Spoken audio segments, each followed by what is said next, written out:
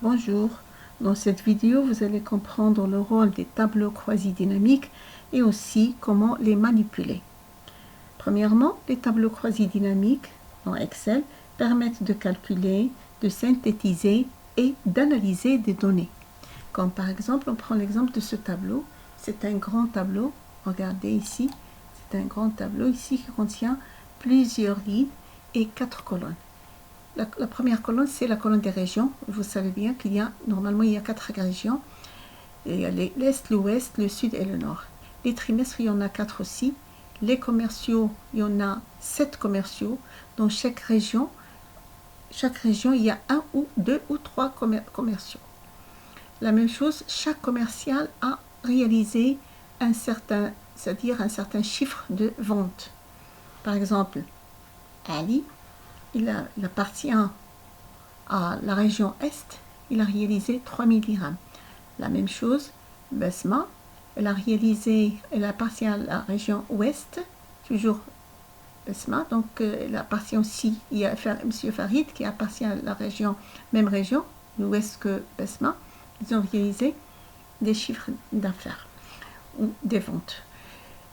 Bien, pour calculer le chiffre d'affaires, par exemple, c'est-à-dire toutes les ventes qui ont été réalisées par un certain commercial, par exemple Besma ou Ali ou Karim ou autre, en général, on doit faire le calcul. Comment? On doit faire par exemple ici égal, et on va chercher chaque fois, c'est-à-dire le chiffre d'affaires réalisé par chaque commercial.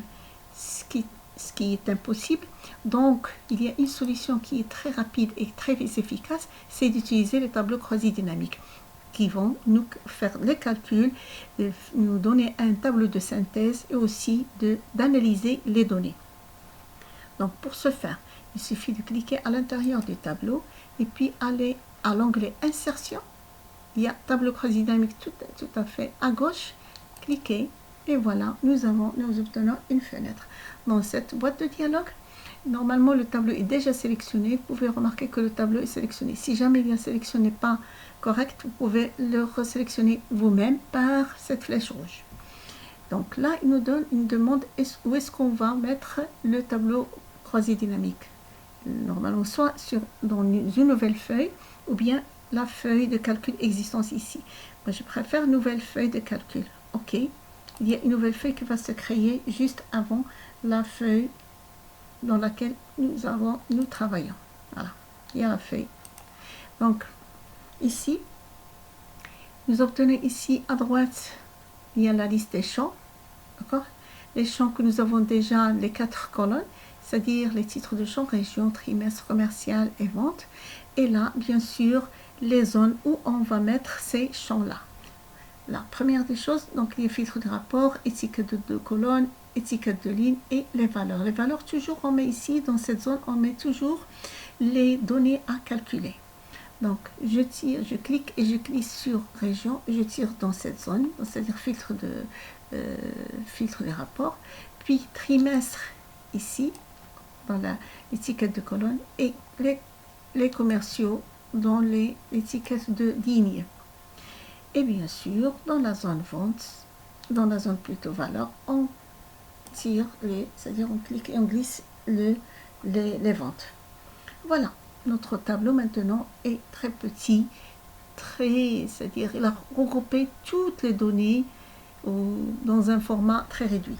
Et bien sûr, bien analysé et bien synthétisé. Passons maintenant à filtrer nos données. Supposons que, voilà, nous obtenons bien sûr un tableau, tout d'abord, qui regroupe tous les résultats.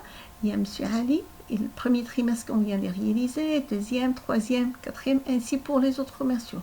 Le total de M. Ali, et voilà, il a réalisé ce chiffre d'affaires c'est-à-dire pour les 4 trimestres. La même chose pour les autres commerciaux.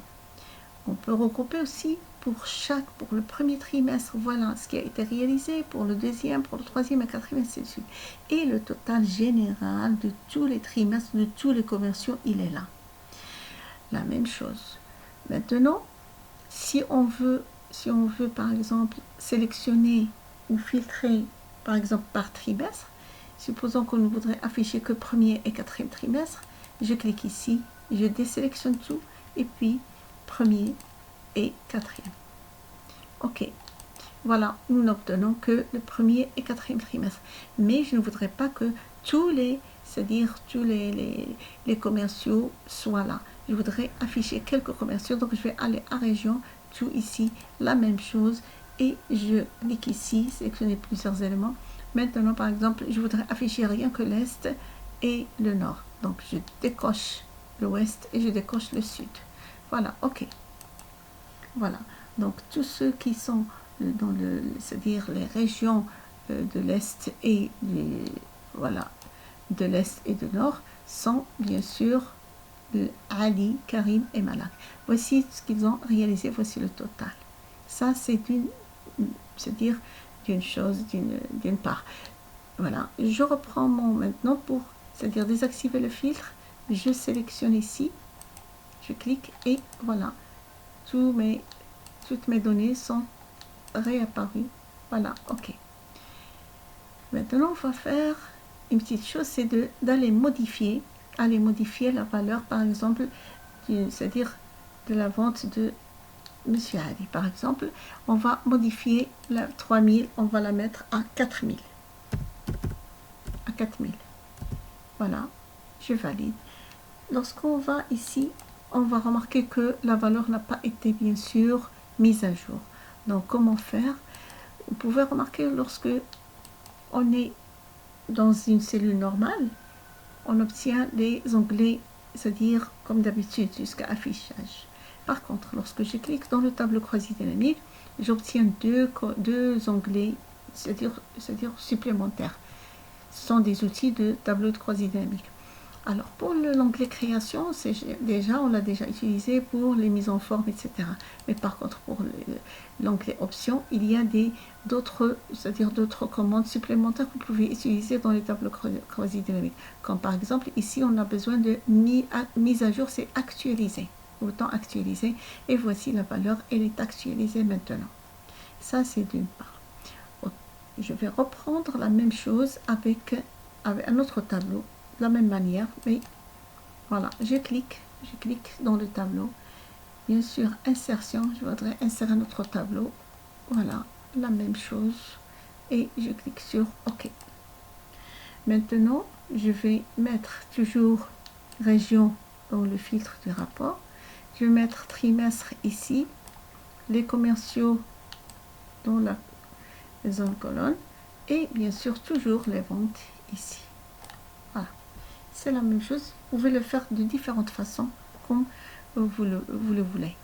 Maintenant, bien sûr, pour le total général, on obtient toujours, c'est-à-dire la somme.